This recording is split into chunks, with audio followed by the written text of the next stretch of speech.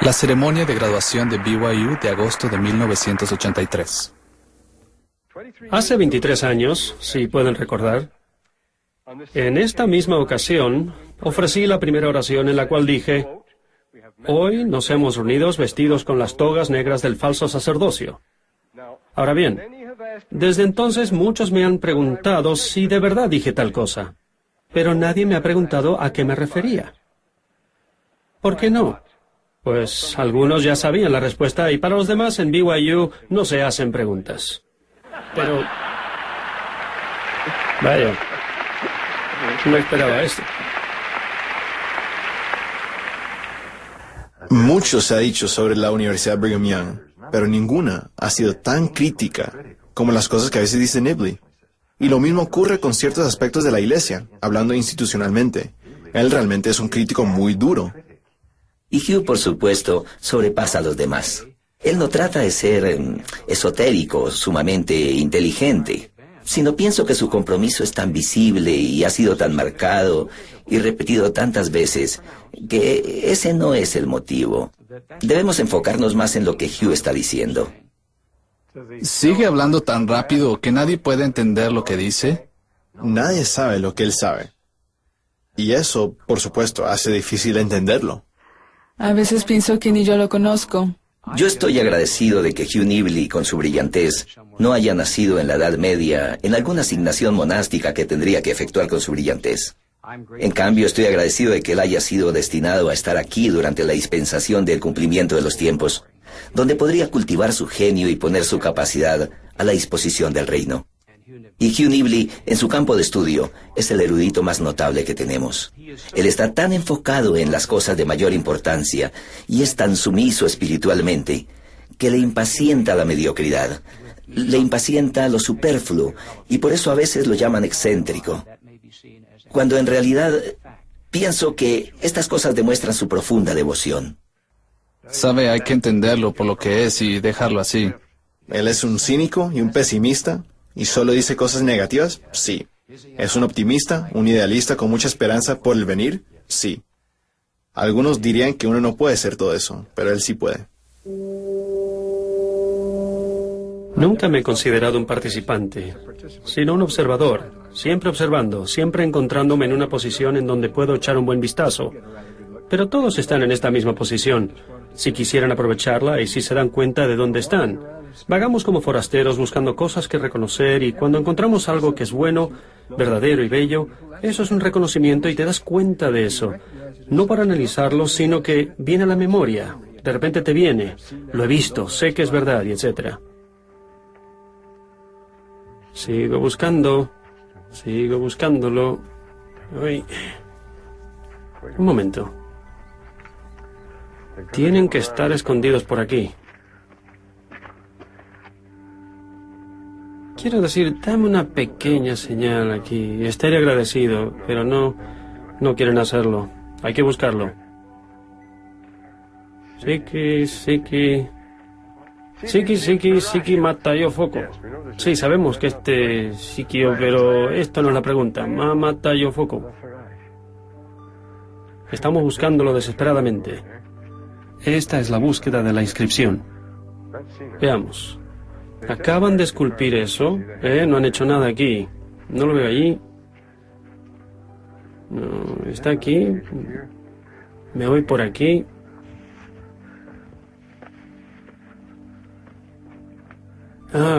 Tengo que ver la otra pared de acá.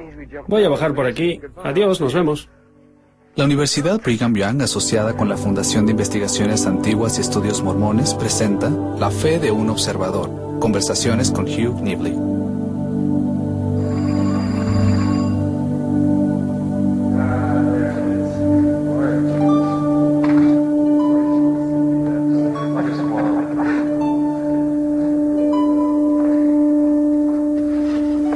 En lugar de peregrino apasionado, podrían llamarme el peregrino perplejo. Porque eso es lo que me considero. Un peregrino perplejo que va en su peregrinación. Me pregunto, ¿qué estoy viendo? Mis primeros recuerdos son cuando huí de mi casa. Recuerdo que cuando tenía 3 años me escapé de la casa. Recuerdo todo lo que sucedió ese día porque estaba decidido a encontrar la respuesta. Tenía que escaparme, tenía que encontrar el sentido. Solía caminar por la calle 24, 25, solía subir la colina y ahí estaba, a lo lejos había un arco iris. Anhelaba saber qué había ahí. No podía contener las ganas. Tenía que averiguar qué había ahí, más allá de esa calle, ¿no? Parecía que él sabía todo. Él tenía esa curiosidad, una enorme curiosidad por todo. Hizo telescopios en la preparatoria. Recuerdo que más de una vez él me despertaba en medio de la noche, como a eso de las 3 de la madrugada, para decirme que Venus o alguien estaba en plena oclusión, pero yo no tenía ganas de verlo, no me importaba. Creo que presumía de mi conocimiento de las cosas. Era propenso a presumir, ¿verdad? Era un presumido insoportable. Siempre dejábamos que Hugh hiciera sus propias cosas. No le molestábamos, las cosas se hacían en torno a Hugh. Estoy seguro que mi madre manejaba las cosas en torno a Hugh. Cuando era niño, él tenía varios cuartos solo para él. Él recibió un trato muy especial.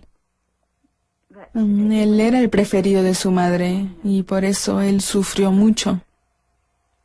El padre de Hugh intentó ser un hombre de negocios como su padre, Charles W. Nibley. Charles Nibley era uno de los hombres más ricos y más exitosos de la iglesia. Él sirvió como obispo presidente por muchos años y fue consejero de la primera presidencia. Tuvo 3 esposas y 3 familias. ¿Fuiste tú quien estuvo en Logan el otro día? ¿Viste el palacio que construyó para una de sus esposas? Construyó estas lujosas mansiones para sus primeras 3 esposas. No quería que vivieran en la pobreza, ni quería que sus hijos se criaran en la pobreza, y no lo hicieron. El resultado fue que todos eran consentidos y tenían todo lo que querían, y si ellos pedían dinero y tenían que esperar 5 minutos se ponían furiosos, y etc. A él le gustaba muchísimo regalar dinero. La única razón por la que quería ganarlo era para poder dárselo a sus familias. Él quería verlos a todos felices. Creía que eso era necesario para hacerlos felices y ciertamente produjo una clase de felicidad. Siempre supe eso y siempre bromeaba con eso, ya que mi abuelo también lo hacía. Como pueden ver en sus cartas, mi abuelo se burlaba de todo. Se burlaba de las ganancias deshonestas, pero en verdad le preocupaba bastante. Yo le insistía, tu abuelo donó $500,000 a la iglesia. ¿Piensas que habría sido mejor si no lo hubiera hecho? Él habla como si fuera un franciscano. Sería mejor si todos fuéramos pobres. Así no estaríamos tentados a pensar que Dios nos regaló el dinero y que podemos usarlo como queramos. Dios no nos regala esas cosas. Y si lo hiciera, deberíamos usar ese dinero en su obra y no para complacer nuestros propios gustos. Creo que esa fue la última charla que tuve con el abuelo. Fui a ver al abuelo Nibley y fue cuando murió. Tenía una suite en la última planta del Hotel Utah y me dijo, ¿ves aquella ventana? Y considerando todas las cosas que había hecho en su vida, me dijo, si un ángel entrara por aquella puerta en este momento, yo saltaría por esta ventana. No dudaría en hacerlo, saltaría por esa ventana. Él no podía enfrentarse a un ángel. O sea, me refiero al choque cultural que había al ver un ángel y cosas así. Esa fue nuestra última conversación, las últimas palabras. Y después nos despedimos, pero lo que me dijo se quedó conmigo. Él era parte de la primera presidencia, había sido obispo presidente todos esos años, y aún así me dijo que no podría verle la cara a un ángel, y fue porque estábamos hablando de esto, por la forma como él había hecho negocios, y eso no me dejó tranquilo. El dinero nunca tuvo tanta importancia para él. Es la última cosa en la que él pensaba. Pero esa es la raíz de todos los males, lo cual, pues, la palabra es filargaría, y filargaría no quiere decir amor por el dinero. Y decimos, bueno, en realidad no amo el dinero, me gustaría tenerlo, quiero dinero, pero en realidad no lo amo. Pero filargaría es simplemente el deseo de ser rico. Filargaría es el deseo de tener dinero en el banco, el cual todos tenemos. Y esa es la raíz de todos los males. ¿Tienes dinero? Sí, tenemos lo suficiente para nuestras necesidades. No hay un problema con tener suficiente. Pero él dice, es el desear más. Esa es la cosa, porque más que suficiente es más que suficiente. Si no lo necesitas, no lo necesitas, ¿no? ¿Qué más claro puede ser? No sé. A él no le entraba en la cabeza el acumular dinero tan solo por acumularlo. No es que no le gustara, simplemente no pensaba en eso. Ser así es maravilloso. Eso es lo que dicen. O sea, la gente quiere cosas, empieza a querer cosas, y es cuando se empieza a querer cosas, y no hay fin. Primero existe la tentación de tú tienes que tener esto o tienes que tener aquello, y por supuesto, como en el libro de Mormón, que es tan maravilloso, las rivalidades y la amargura que terminan en asesinato y demás. Tener la tentación y después entrar en aquel escenario en donde una cosa ocurre tras otra y todo es por ese tonto deseo de tener cosas. El significado de la palabra lujuria es el deseo de poseer algo, de codiciarlo.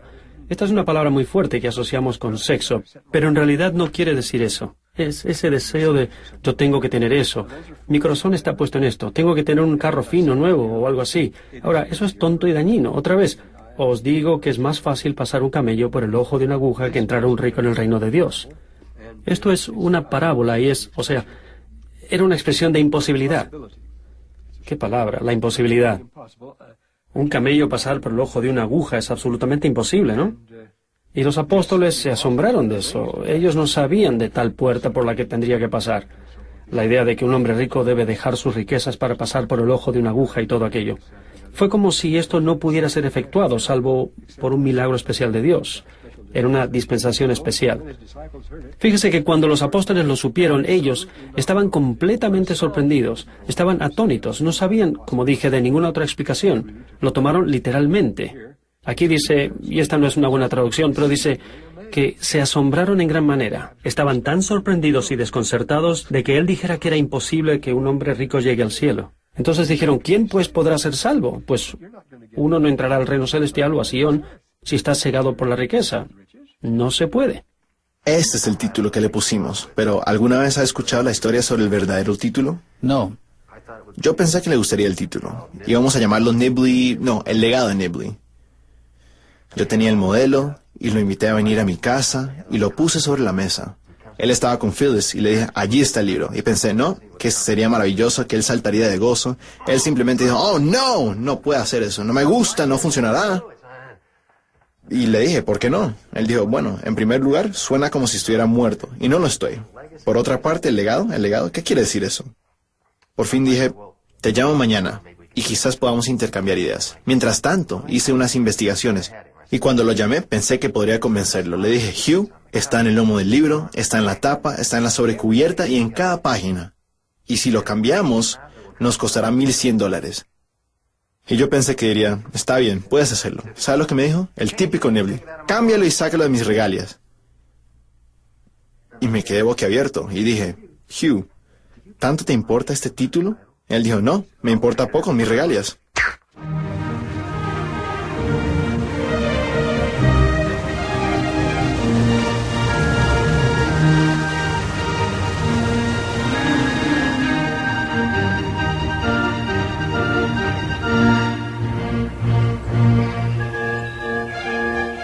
Nosotros hicimos unos cuantos viajes con mi padre allá por los bosques de Crater Lake y otros lugares.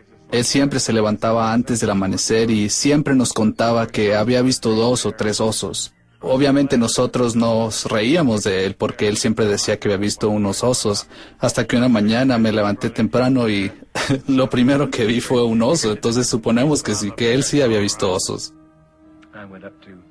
Fui a Crater Lake porque vivíamos en Medford y siempre quise volver a Crater Lake. Y pasé 6 semanas o más allí y caminé por el bosque y en esos días todo era muy silvestre. No había calles ni nada, solo osos por todos lados. Muy ingenuo leí un libro y pensé que tenía que volver a la naturaleza y por eso creo que solo llevé una bolsa de trigo y pasas y viví de unas bayas rojas que me enfermaron terriblemente. Él exploró mucho por Crater Lake. Creo que él hasta nadó en aguas heladas para ir a una isla que había ahí. No sé por qué lo hizo, supongo porque disfrutaba hacerlo. Fuimos allá y pasamos un fin de semana en la playa, durmiendo en la arena y escuchando los ladridos de las focas durante toda la noche. Y paseamos por toda la costa y todo lo que él veía le hacía abrir la boca y comenzaba a hablar, sin importar de qué se tratase, si era un caracol o un tipo de ola o el color de la arena, no importaba. El abuelo Nibley solía ver solo los troncos de los árboles del bosque, y eso era todo para él. Él no disfrutaba de la plenitud de la tierra. Por ejemplo, en 1925, trabajé todo el verano para el aserradero Nibley, en Kronberg, California, cerca del río Feather. Trabajé con la motosierra. Tenía que echar estos pedazos de madera en esta máquina. Era un trabajo muy duro, 10 horas al día, 6 días a la semana. El propósito de esta motosierra era de amontonar todos los pedacitos de madera para luego quemarlos. Así que todo lo que no tenía forma cuadrada, del medio del tronco, se cortaba y se echaba en la motosierra para luego quemarlos. Esa máquina producía una gran montaña de madera que se quemaba día y noche. Obviamente, hoy día eso valdría millones, toda aquella leña. Pero así se hacía, no se les ocurría guardarlo. Hacían todo esto para obtener dinero rápido. Solo los corazones de los secuoyas eran para hacer vigas de ferrocarril. Esta era una escena para ver, toda esa destrucción. Mataban para obtener lucro. Es una forma de asesinato, porque de alguna manera se les estaba quitando la vida a algo. Esta es una doctrina que no enfatizamos, pero nosotros creemos que todas las cosas que nos rodean son seres espirituales y que lo serán hasta después de la resurrección. Se nos dice eso. Sin embargo, estos negocios lo corrompen todo. Piensen en el principio de Mann, que dice, yo soy el maestro de este gran secreto, a fin de que yo pueda asesinar y obtener lucro. Pero estas cosas son para disfrutar y ser disfrutadas, ¿no? Así que, si uno ayuna, no va a saquear, no va a echar nada a perder, más bien, va a apreciar lo que tenga, va a disfrutar de la plenitud. Por supuesto, con corazones y semblantes alegres, porque no estamos cumpliendo con el propósito de la tierra si no hacemos esto. Y si consideramos las cosas por las que debemos estar agradecidos, enseguida nos daremos cuenta de las maravillas del mundo y de los encantos que nos rodean, los encantos de la naturaleza y los gustos de la carne que podemos disfrutar, el solo hecho de respirar, de beber. ¿Recuerda el maravilloso personaje en Thomas Mann? Pete Peppercorn, el riquísimo holandés que busca todo lo que puede traerle gusto y al fin llega a encontrar los sencillos dones de la vida y que disfrutaba más con un vaso de agua que de un vaso de vino costoso. ¿Entiende? Esto es sencillo, los nobles y sencillos dones de la vida. Pues uno encuentra gozo en estas cosas solo cuando está ayunando, solo cuando se aparta la mente de toda la basura, la porquería, las preocupaciones y puntos de vista que se tienen de sobre cómo nos vemos físicamente u otras cosas. Olvidamos todo esto cuando ayunamos, ¿no? Y así puedes disfrutar, así puedes empezar a disfrutar todo sobre ti mismo y de la situación, y eso llega a ser maravilloso, y así los cielos declaran la gloria de Dios. Y uno se da cuenta de eso solo cuando ayunamos, cuando apartamos nuestra mente de lo cotidiano. Me sucedió algo muy interesante cuando estaba en Berkeley durante mi año sabático. Estaba enseñando ahí y conocí a un estudiante, se llamaba Brown, un buen muchacho. Tenía un problema. Hay que tener en cuenta que hay muchos liberales en Berkeley. Y me preguntó, ¿cómo puedo decirle a mis padres que creo en Dios? Y eso es lo que me dijo. Pero aquí no soy subversivo, o sea, puedo hacer lo que quiera porque lo puedo apoyar con las Escrituras. Aquí puedo citar las Escrituras libremente y lo voy a hacer. Es el único lugar donde no tengo que disculparme por hacerlo. Sin embargo, aun cuando uno está enseñando, el profesor no puede enseñarlo todo. Uno solo está ahí para ahorrarle tiempo. Es cuando uno comparte su testimonio cuando lo está haciendo. No les estamos obligando a creer o le estamos forzando a creer lo mismo que tú, pues eso sería una tontería. Así que, en otras palabras, nosotros los maestros estamos ahí para mostrarles para qué sirve compartir un testimonio y cómo puede afectar a otra persona. Lo mismo pasa con la palabra escrita. Conmueve a algunos en una manera muy profunda, y por supuesto a otros no les afecta nada, aunque algunas veces hay escritos que son un misterio en sí. Nadie entiende cómo ocurre. Escribir en sí es como dijo Galileo, el mecanismo más maravilloso que jamás se haya inventado. Dijo, ningún invento se acercará a la sofisticación y a las maravillas que hace la escritura. El transferir conocimiento, aun los matices más delicados del conocimiento, de los sentimientos y de la emoción a través de cualquier distancia en el espacio, esto supera la televisión o cualquier otro invento. Es maravilloso. Y el poder de hacer esto con 24 o 26 pequeños símbolos o diseños es todo lo necesario. Qué cosa más maravillosa es lo que el dedo del Señor nos ha proporcionado, ¿no? Sin embargo, para poder hacerlo, tienes que entender lo que está pasando. Tienes que leer entre las líneas para entender lo que estás leyendo o no entenderás nada.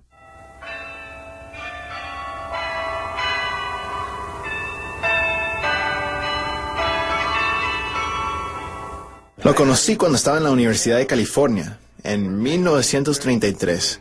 Él estaba estudiando para obtener un doctorado. No recuerdo qué estaba estudiando, seguro algo absurdo.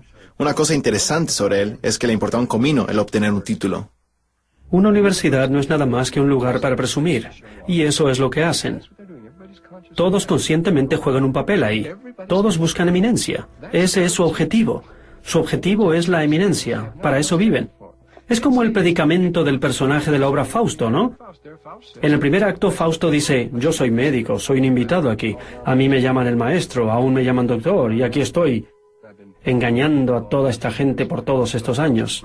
Entonces Fausto, el hombre más culto del mundo, decide que no tiene nada mejor que hacer que suicidarse porque todo es una mentira, un gran engaño. Entonces es ahí cuando se une la universidad, la erudición y la teología. Y el resultado es que viene el diablo y hace su oferta. Pero cuando la erudición se viste de la toga de autoridad, es por eso que ellos están vestidos con togas negras del falso sacerdocio, ¿entiende? El concepto de obtener una educación no existe. Ahora bien, educación se refiere al hecho de recibir una capacitación formal, y en eso sí existe un título final. Ahora, el recibir una educación no es absurdo, solo que hoy en día se ha convertido en algo político y de puro negocio. Eso es todo, y es algo que tenemos que hacer. Así que ese es el concepto de la educación, pero esa no es la fuente del aprendizaje del verdadero conocimiento, sino el evangelio de arrepentimiento, que es un arrepentimiento progresivo. Por lo tanto, te arrepentirás e invocarás a Dios en el nombre del Hijo para siempre, desde ahora y para siempre. Eso es un arrepentimiento progresivo y sirve para darnos cuenta de dónde está nuestra debilidad, y eso es un proceso humillante que muchos no pueden aguantar. Es una revelación progresiva de tu propia ignorancia. Por ejemplo, el gran Scaliger, el mayor erudito que jamás haya vivido, estaba aprendiendo hebreo y se fue a un barrio bajo y los niños se burlaban de él y lo corregían ya que su hebreo no era muy bueno. Y los eruditos no le querían hablar, ya que se sentían indignados. Pero él estaba dispuesto a humillarse y a volverse como un niño pequeño. Pero al volverse como un niño, él se volvió menos serio y lo veían como tonto. Entonces, por este motivo, ellos no le hablaban, por el orgullo que tenían. Este orgullo es una tontería, pero siempre me di cuenta de eso porque como estudiantes tenemos la bendición de ser ignorantes, terriblemente ignorantes, y el maestro era... Uno afirma tener un doctorado, pero aún así todavía no sabemos nada. Pero desde ese momento empezamos a enseñar y a pontificar sin saber nada. No importa cuán enfocado uno esté o cuánto uno se haya especializado, uno pierde la mayoría de lo que sea porque ninguna persona tiene las mismas experiencias o reacciones que otros. Vemos cosas diferentes. Nuestro ver es selectivo y el mío también lo ha sido así. Escojo ciertas cosas y evito otras de una manera asombrosa. Pienso que si uno vive de una manera justa y tiene la mente abierta, y si se pide revelación con una mente abierta, uno recibirá pistas y revelaciones más fuertes que cualquier otra inspiración. A veces recibirán cosas muy fuertes. Algo que él tiene, y que yo daría lo que fuera por tener, es el don de la fe absoluta. Él lo tiene. Y esto no se puede adquirir. Uno lo tiene o no lo tiene. Él lo tiene y yo no. Nosotros solíamos hablar de esto en términos de Fausto. Si recuerda aquel famoso verso, Die Botschaft hör ich wohl, allein mir fehlt der Glaube. Escucho bien el mensaje, pero no tengo la fe. ¿Usted siempre ha tenido un testimonio del Evangelio? Salvo un periodo muy corto cuando todo el mundo se derrumbó y fue muy deprimente, pero rápidamente todo volvió a la normalidad con un fuerte sonido. Me molestó mucho todas esas charlas acerca de la vida venidera, ya que yo no contaba con ninguna prueba. Pero un día recuerdo que subí el Monte Wilson, di un paseo por la nieve mientras lo meditaba y luego volví. Tuvimos una reunión en el barrio de Hollywood y el padre de Matthew Cowley fue el discursante esa noche, así que fui a conocer al hermano Cowley. Y en cuanto tomó mi mano me dijo que le gustaría darme una bendición. La bendición fue, creo que él sabía mis pensamientos, que el Señor me daría una respuesta inmediatamente. Dentro de una semana tuve un ataque de apendicitis y fuimos al antiguo hospital de los adventistas en Loma Linda para que me extirparan el apéndice. Según lo que entiendo, él se había tragado su lengua y en realidad hubo un momento en que lo declararon muerto. Y por supuesto que se dieron cuenta de lo que había sucedido y trabajaron frenéticamente para resucitarlo. Pero durante ese periodo, él tuvo una de esas experiencias de la vida después de la muerte, tal como las describe el Dr. Moody. Entonces de repente estoy cayendo como en un tubo y esta cosa me absorbe y luego salgo y caramba, ahora lo sé todo. Todo está ahí, todo lo que quería saber, qué maravilla. Después comencé a resolver problemas y todo y luego encontraron el desfibrilador. El médico me dijo que hablé con él durante toda la operación. Le dije que el hecho de que no me podía mover no significaba que no podía sentir, porque me dolía más de lo que podía describir. Fue algo real. Y le hablé todo el tiempo durante la operación y el doctor Winner me comentó que nunca había visto a alguien hacer tal cosa. Pero todo lo que quería era saber si había algo en el más allá. Y cuando salí de ahí, no conocí a nadie ni nada por el estilo, pero miré a mi alrededor y me di cuenta que no solo estaba en control de mis facultades, sino que podía hacer muchas cosas. Me sentía ligero como una pluma y listo para ir, ¿entiende? Pero más que nada me interesaban los problemas. Yo había perdido muchas clases de matemáticas y de otros temas. ¿Cómo podría sobrevivir? Pues en 5 minutos podía compensar todo aquello. Como dijo José Smith, Si uno pudiera mirar por los cielos tan solo por 5 minutos, se olvidaría de todas las preocupaciones. Y eso fue un gran alivio para mí. Por eso no me tomo esta vida aquí tan en serio. Estamos aquí pasando el tiempo, siendo probados por nuestros valores y sobre todo haciendo las dos únicas cosas que deberíamos ser buenos haciendo: perdonar y arrepentirnos. Este es el Evangelio de arrepentimiento. Se nos dice que los ángeles envidian nuestra capacidad de perdonar y de arrepentirnos, porque no pueden hacer ninguna de las dos. Pero nadie es demasiado listo, nadie es demasiado valiente, fuerte, sabio. Se podría decir que todos somos tontos, ¿entiende? No somos nada de nada. Dios no nos prueba en estas cosas, sino con las cosas por las que los ángeles nos envidian. Si es que podemos perdonar y arrepentirnos. Entonces vamos, empecemos a arrepentirnos. Recuerdo claramente un día, él tenía un baúl grande lleno de cajas de zapatos donde guardaba sus notas. Y él las estaba mirando, archivando u organizándolas de alguna manera. Y mi madre le dijo, ¿qué rayos estás haciendo? Él le dijo, estoy preparándome para ir a la guerra. Y dijo eso antes que empezara la guerra. Pero él ya sabía lo que iba a pasar. Mi primera responsabilidad fue algo muy típico del ejército, se la voy a contar. Fue el día antes del Día de Acción de Gracias. Y yo estaba fregando los inodoros con un cepillo grande, con un cepillo de fregar. Estaba muy concentrado fregando estos urinarios hasta que vino un oficial y me dijo, venga conmigo y traiga el cepillo. Y me repetí a mí mismo, venga conmigo y traiga el cepillo. Fuimos a un cuarto donde había un montón de apio y lo estaban preparando para la cena de los oficiales. Me dijo, limpie estos apios. Y le dije, pero he estado limpiando los baños con este cepillo. No importa, me dijo, lo único que importa es que estén limpios y brillantes. Aquí estamos en el ejército. Entonces ahí estaba yo limpiando el apio para la cena de la fiesta de los oficiales, con el cepillo que había limpiado los inodoros. Y eso es tan típico del ejército. ¡Qué maravilla!, ¿sabe? El campamento Ritchie se construyó para entrenar soldados para el servicio de espionaje de la G2. Creo que nunca hubo más de 1.200 personas en el campamento.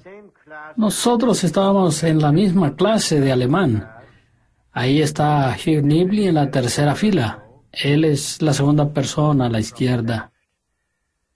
Todos eran hombres famosos, muchos eran músicos, artistas, etc. Ahí fue donde conocí a Lucien. Yo pienso que en general yo era más optimista en cuanto al presidente y algo de lo que en realidad Hugh Nibley era. A menudo él era muy pesimista. Él consideraba que estábamos en los últimos días y que habría más desastres en el porvenir. Hugh Nibley decidió no ser interrogador.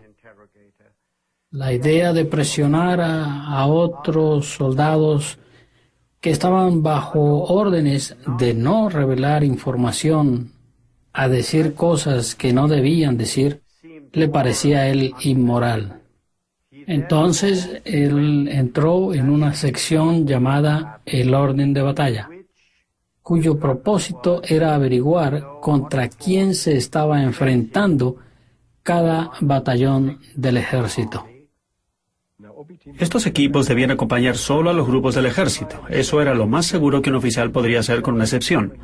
Luego, cuando estábamos en Londres, recibimos nuestra misión. Recuerdo que Wagner salió una noche, bajó del último piso en donde estaba la oficina de guerra británica y construyeron una estructura especial de madera porque les faltaba espacio. Entonces, estábamos en este oscuro pasillo esperando la decisión y entró Brown. Él era nuestro teniente y habló con un marcado acento alemán y entró para darnos nuestra misión. Lo mismo iba a ser con los demás grupos. Pero nosotros fuimos los únicos que no iríamos como parte de un grupo de prueba del ejército, sino que iríamos como parte de la División 101 Aerotransportada, los primeros en llegar a Normandía. Había hombres que habían esperado 20 o 30 años para ir a una guerra. Estaban ansiosos por ir. Por eso esta era una guerra feliz, porque les daba la posibilidad de ser ascendidos rápidamente. Finalmente llegó la hora, la oportunidad de ser un héroe, la posibilidad de tener un alto rango y sobre todo era la hora de ver una batalla. Y sí hubo hombres y oficiales que se deleitaron con esta guerra porque era su carrera. Si hay algo que siempre me pregunté durante el tiempo en que estuve allá fue, ¿qué rayos estoy haciendo aquí? ¿Por qué estoy en esta situación? Me sentía como un observador. ¿Por qué me están mostrando todas estas cosas tan horribles? No las quería ver. Todo fue una porquería y todos estaban llorando porque sabían que lo que estábamos haciendo estaba mal. La gente lloraba, muchos lloraron. Las lágrimas corrían por sus rostros debido al error que estábamos a punto de cometer. Fue algo muy triste, tan triste que casi no podía aguantarlo, solo el hecho de pensar que la gente era capaz de cometer tales atrocidades. Es una playa solitaria. Supongo que es un buen lugar para desembarcar, inesperado. Pero ellos lo sabían todo. Entonces cuando llegamos se preguntaron, un momento, ¿qué está pasando? ¿No iban a venir ayer? Ellos no tomaron en cuenta el tiempo y no pensaron que nosotros fuéramos lo suficientemente locos como para venir en un clima tan malo. Y tampoco no pensaron que pudiésemos llegar por tantos lados como lo hicimos. La verdad es que ellos no lo esperaban. Todas las historias que se cuentan de este día hablan sobre la confusión que existió por todos lados, tanto entre los enemigos como entre nosotros. Se dice que nunca hubo una tormenta como aquella desde el primer día de la Primera Guerra Mundial. Recuerdo claramente aquel día en que irrumpió la Primera Guerra Mundial. Yo tenía 4 años. Mi padre llegó y nos informó de todo y también recuerdo exactamente el día en que terminó la guerra. Durante esa época jugábamos a los soldaditos en el lodo cerca de casa. Y sentí lo mismo al encontrarme en medio del lodo francés. Hicimos nuestras operaciones, adiestramientos de batalla, defensas, todo como lo habíamos planeado. Pero ellos tenían fortificaciones romanas. También contaban con aquellos emplazamientos de armas que fueron construidos para la invasión de Napoleón. Y aquí estábamos nosotros usando las mismas cosas para luchar otra guerra, pero en el mismo lugar. No se hizo ningún adelanto desde el tiempo de los romanos. Fue lo mismo. Estoy convencido de que si he visto 1 o 2 guerras, tal vez podré ver hasta 3. No hemos aprendido nada. Y eso es lo que me impresionó más que nada, y por eso ni me emociono ni me pongo sentimental cuando se habla de la Segunda Guerra Mundial. La primera palabra que se me viene a la cabeza es ridículo. Fue completamente ridículo, innecesario y tonto. Nunca debieron darle todo ese poder a Hitler. Afortunadamente estaba loco, y si no hubiera sido por eso, hubiera podido hacernos retroceder fácilmente. Pero todo esto fue ridículo, innecesario, inútil, tal como será la próxima guerra. Pasé todo un año preparándome para esta operación. Todo fue detenidamente planeado y yo me sabía todo a la perfección.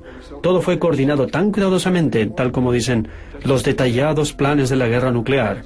Esto sucederá y luego esto pasará y luego planearemos cómo controlarlo todo. Pues en esta ocasión no pudieron controlar nada. En primer lugar, no pudieron controlar el clima. No pudieron ir el día 5, así que tuvieron que hacerlo el día 6. Y esto destruyó todos los planes. Pero nos salvó la vida ya que los alemanes nos estaban esperando el día 5. Pero nada funcionó. Todo se estropeó. Muchos llegaron a la playa equivocada. No desembarcaron las cosas correctas. Todos llegaron tarde y etcétera. Hubo tanta confusión y no logramos lo que habíamos esperado. Entonces, esta idea de que teníamos todo cuidadosamente planeado y que teníamos la inteligencia para manejar o el poder de controlar las cosas es completamente absurdo. El hombre no es nada, como dice el libro de Mormón, oh, cuán grande es la insignificancia de los hijos de los hombres. Y Moisés dijo, ahora sé que el hombre no es nada, cosa que yo nunca me había imaginado. Y Benjamín dice que el hombre es aún menos que el polvo de la tierra. O sea, debemos humillarnos y darnos cuenta de eso, pero no lo hacemos. Somos orgullosos, arrogantes, seguimos siéndolo. Tenemos el poder, la fuerza, podemos dar órdenes a la gente, y las cumplen. Especialmente hay gente en Washington que piensan que son muy fuertes. Pero ¿por qué somos tan ignorantes? ¿Por qué es Israel tan pequeño? ¿Por qué siempre las grandes soluciones que aceptamos son tan limitadas? Es porque no solo ellos lo querían así, sino que recuerden que Israel fue quien rechazó al Señor. En cada dispensación no lo buscan y fácilmente podrían hallarlo si lo buscaran. Las Escrituras nos dicen que Abraham fue el único que había buscado al Señor después de 10 generaciones. Y como dice en Abraham 2, tu siervo te buscó diligentemente, ahora te ha hallado. Entonces, como siempre, existen buenas y malas noticias. Siempre hay malas noticias, pero la buena es que está aquí, el Evangelio está aquí. Pero la mala noticia es que la gente no lo va a aceptar. Va a ser rechazado, y eso es todo. Pero hay muchos, empezando con Juan, que dijo, mas a todos los que le recibieron les dio potestad de ser hechos hijos de Dios, ¿ve? Eso es lo importante. Eso es Israel, este peculiar pueblo que está separado y aislado del mundo. Dios les dio potestad de llegar a ser hijos de Dios para entrar en una esfera completamente diferente, una vida totalmente diferente. ¿Y cuántos están dispuestos a hacer eso y cuántos son capaces de hacerlo? Dicen, la luz en las tinieblas resplandece y las tinieblas no prevalecieron contra ella.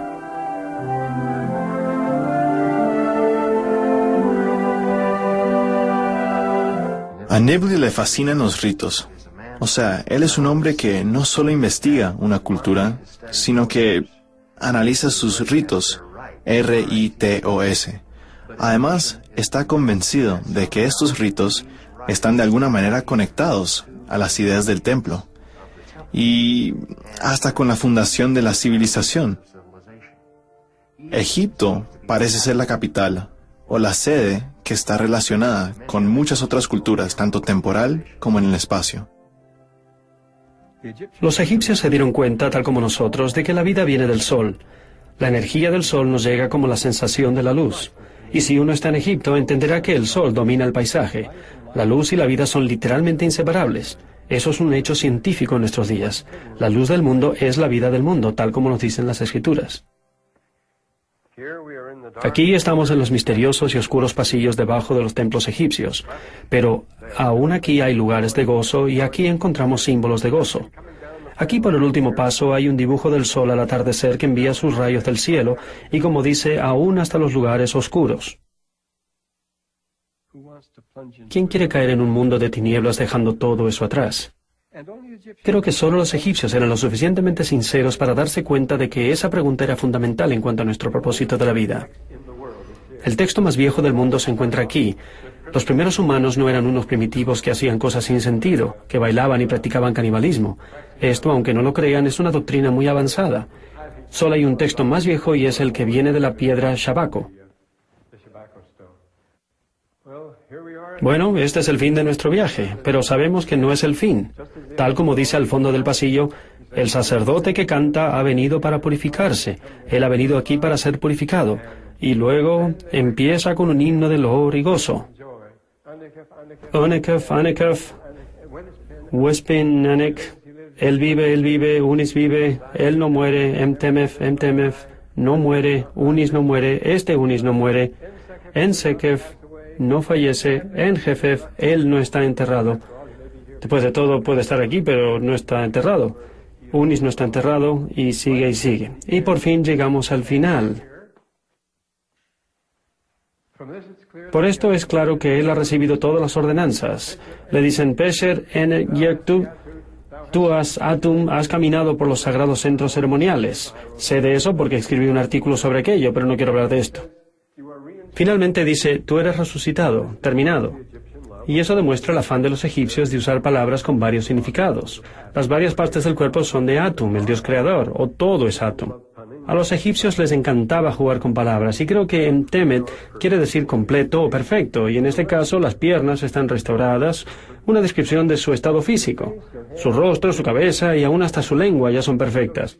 Entonces él ha resucitado, ahora está listo para salir y no tarda en marcharse.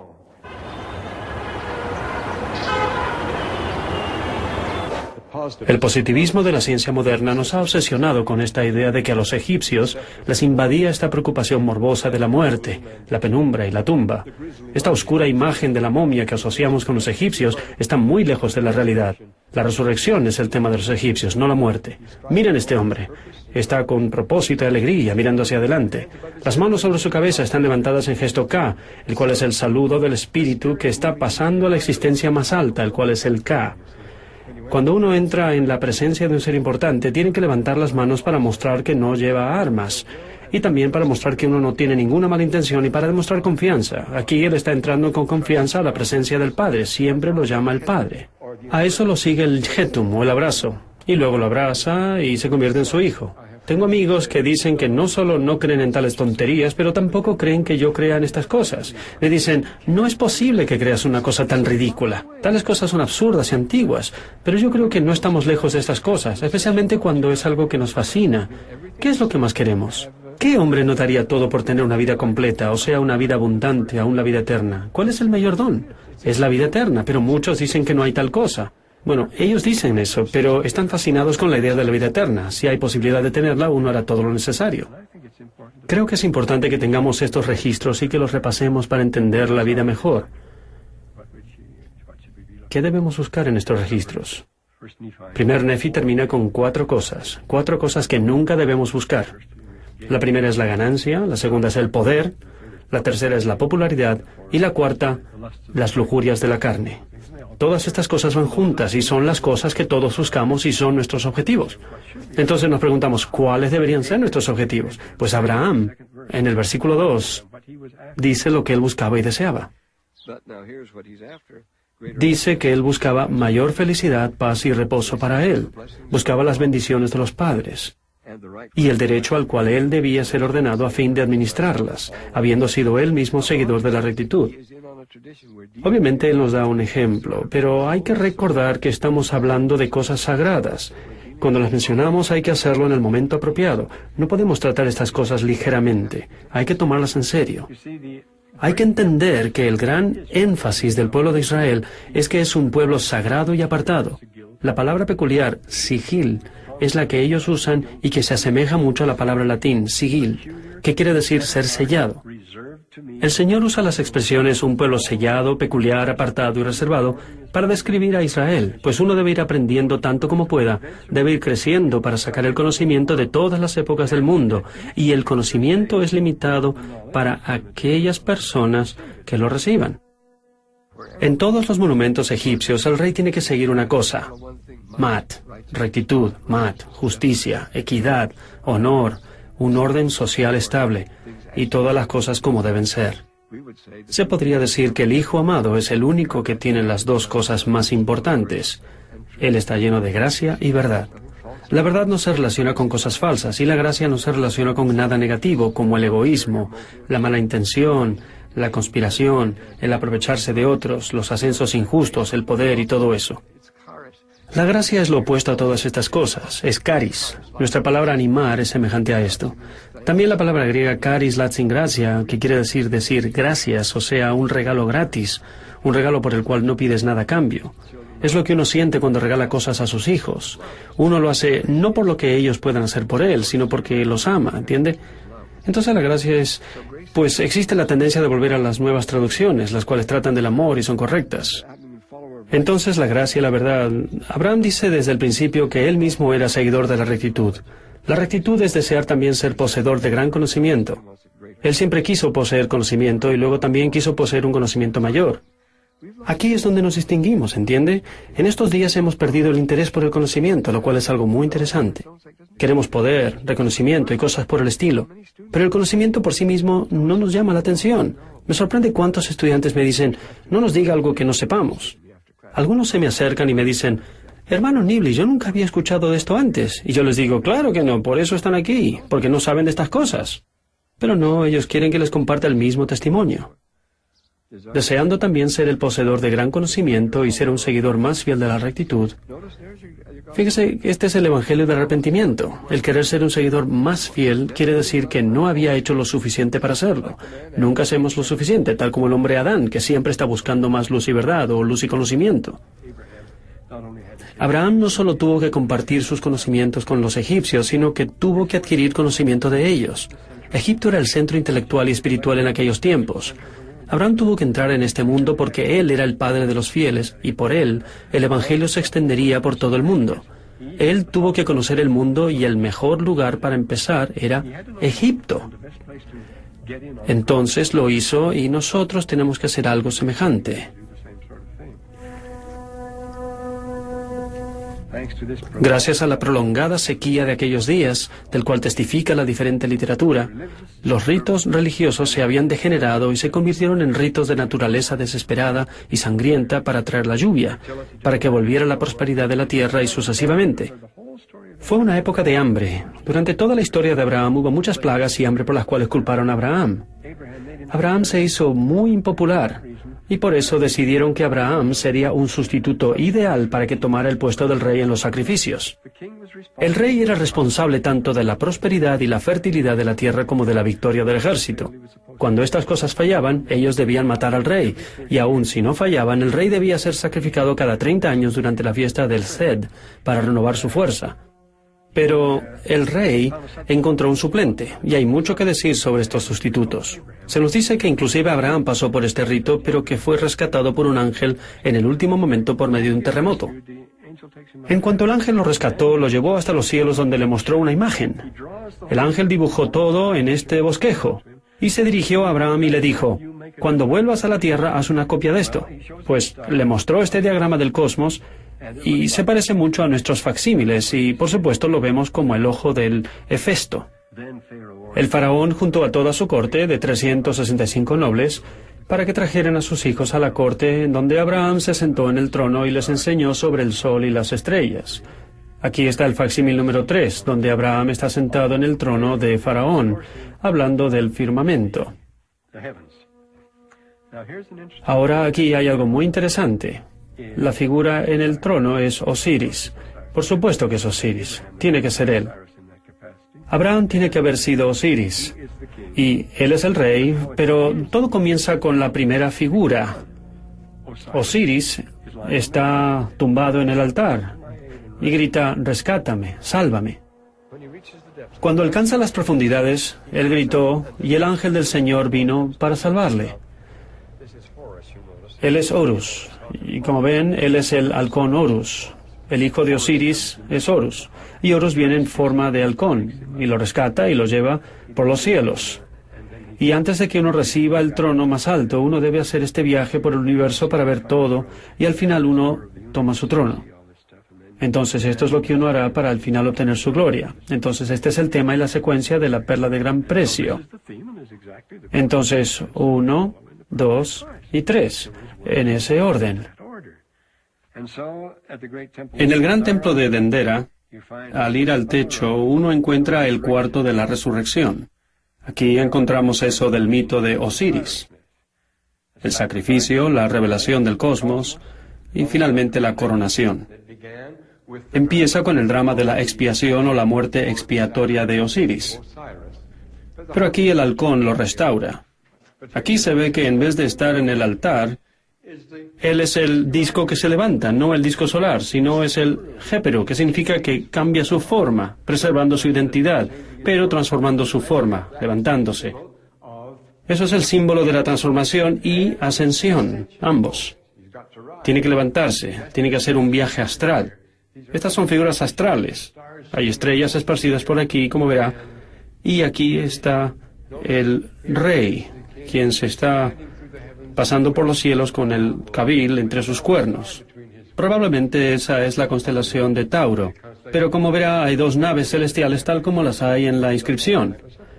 Estas representan el pasar por los cielos. Uno tiene que entender esta parte porque va mano a mano con el significado del altar. El facsímil número 2 debería ir de la mano con el facsímil número 1. No se puede separar las funciones cósmicas de la resurrección y del entierro. Entonces, cuando hacemos la transición de esta vida a la otra, pasamos por el cosmos. Aquí él pasa de una vida a la otra, él pasa por el universo, y eso es el registro que nos han dejado. Si nos damos cuenta, estos son los signos del zodiaco. Aquí está el carnero, el toro y los gemelos celestiales. Pero en este contexto de resucitar y pasar por los cielos, son muy conscientes del cosmos, conscientes de todo el cosmos. Y si se dan cuenta, aquí, de las dos naves que están frente a frente, la nave Munsik y la nave Mestatek, la nave de la mañana y la de la noche, en el sentido de tiempo. Entonces aquí tenemos los motivos de la inscripción. ¿Entre qué? Entre el facsímil 1 y el facsímil 2. El siguiente es el facsímil 3 de la coronación. Ahora estamos saliendo del pasillo que sale del salón celestial, el paso entre los reinos, más el paso por el cosmos hacia la coronación, digamos al facsímil 3. Esto es el rey sentado en su trono con todas estas figuras típicas de coronación, celebrándole, invistiéndole con lo que necesita. Después de pasar por los cosmos, nuestro héroe, sea Abraham o quien sea, ahora se sienta en el trono del faraón y está investido con su poder. Fíjese en lo que tiene en la mano. Por supuesto, es la insignia de la justicia y el juicio, el flagelo y el cayado, y lo aclaman como el rey viviente. Estos son los misterios de Osiris. Como ven aquí, ellos les enseñan e incluyen el misterio más grande de todos, que se trata de la vida después de la muerte, y eso es lo que quieren saber. La idea principal es hacer conexiones, o sea, de entrar a un nuevo entendimiento de las ordenanzas del templo, que nos ayudan a entender la vida eterna de otra manera.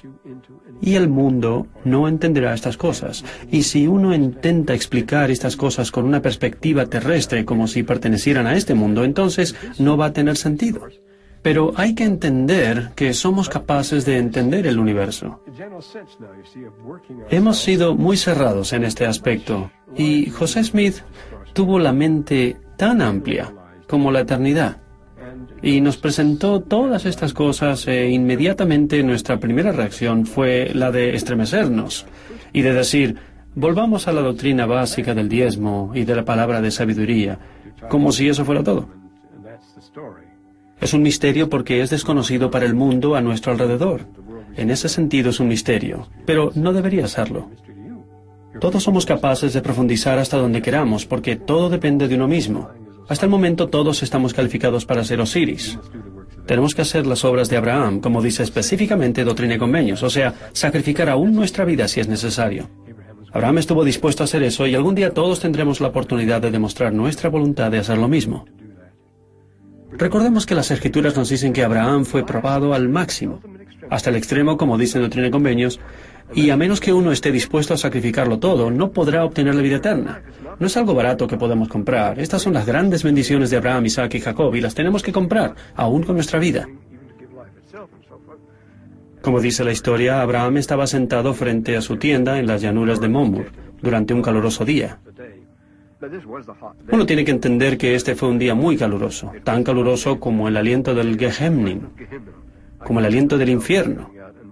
Y eso nos ayuda a entender cómo era el paisaje con el calor, la arena y la desolación completa. Por eso Abraham estaba preocupado de que hubiera algún forastero perdido por el desierto. Él pensaba que alguien se pudo haber perdido y que estaría muriendo por el terrible tiempo. Entonces mandó a su fiel siervo Eleazar a buscar por todas partes. Volvió y dijo, no puedo encontrar a nadie. Abraham, aún preocupado, dijo, es posible que haya alguien allí. Así lo sentía. Entonces él mismo salió para averiguar. Ahora, hay que entender que en aquel entonces Abraham estaba enfermo y muy viejo. Sin embargo, salió a este infierno y buscó, pero no encontró a nadie. Al final del día volvió agotado a su tienda. Al acercarse a la tienda se encontró con 3 desconocidos. Y con otros 2, ya que el Señor viene con 2 consejeros, por decirlo de alguna manera. Abraham se postró al suelo para adorarlo y luego el Señor le regaló a Isaac como galardón por lo que había hecho. Es increíble. Es una historia conmovedora. Abraham había salido para salvar a su prójimo del polvoriento infierno. Y aún Eleazar no pudo encontrar a nadie. Pero él se dijo, creo que puedo hallar a alguien. Pues él sí encontró algo. Encontró la respuesta a sus oraciones de toda la vida. A su hijo Isaac. Qué historia más hermosa. Sin embargo, el deseo de Abraham es que, por su linaje, toda la humanidad será bendecida. Este Abraham, que domina como un coloso, es cada persona, y es así como todos deben ser. En este mundo recuerden lo que el Señor le prometió a sus apóstoles. En este mundo tendréis aflicción, pero confiad, yo he vencido al mundo.